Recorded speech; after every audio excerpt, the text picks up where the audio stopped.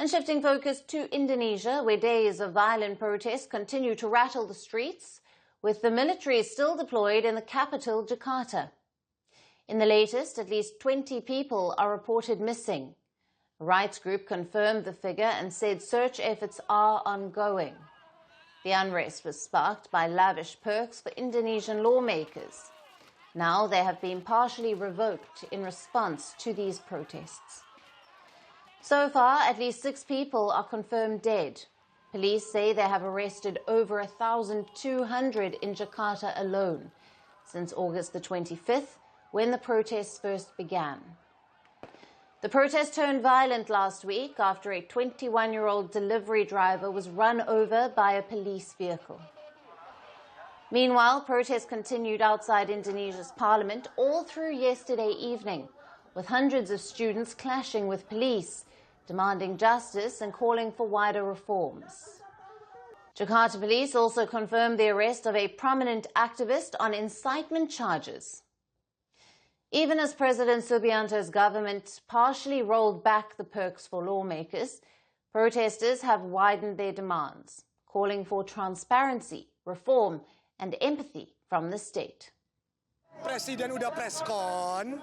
We are now conveying our demands that have clearly spread everywhere. This is a collection of demands from the people, 17 plus 8 items, based on transparency, reform, and empathy.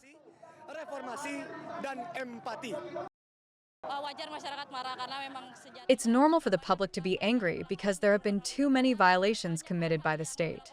So many things do not accommodate the people's aspirations, so they end up angry. The unrest has spread beyond Jakarta to Sulawesi, Palembang, Yogyakarta, Makassar, Borneo, Banjarmasin, and Gorontalo. Now, protesters clashed in Gorontalo city. Meanwhile, buildings were torched in Makassar.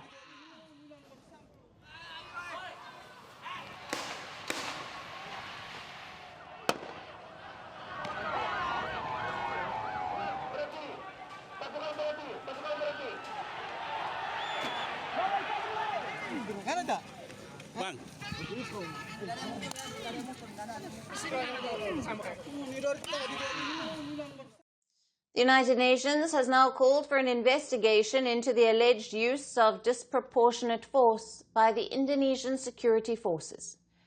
Police said public transport services resumed across Jakarta. Authorities waived fares on the metro and the suburban rail until the 8th of September, an effort to restore mobility and calm to a city left on edge. With 20 people still missing, security tight and protests far from over, the chaos in Indonesia continues to test President Subianto's leadership.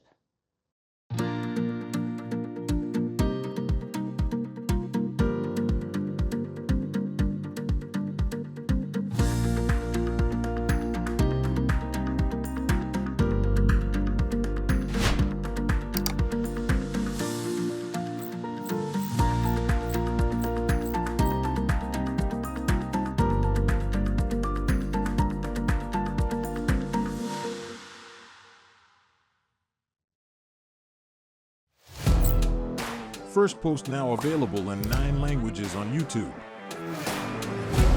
English, At $36 trillion. French, Le FMI, comme German, Geschäftsführenden Direktoren, Hindi, $30 trillion kakarjung. Indonesian, Pemerintah tanpa pemeriksaan. Italian, Sekali radikali. Japanese, 4 兆ドル以上も Portuguese, por causa do próprio balanço patrimonial. Spanish. Beautiful bill. Go to Settings, click on Audio Track and select the language of your choice. Be the first to know what's happening around you in your first language. Firstpost.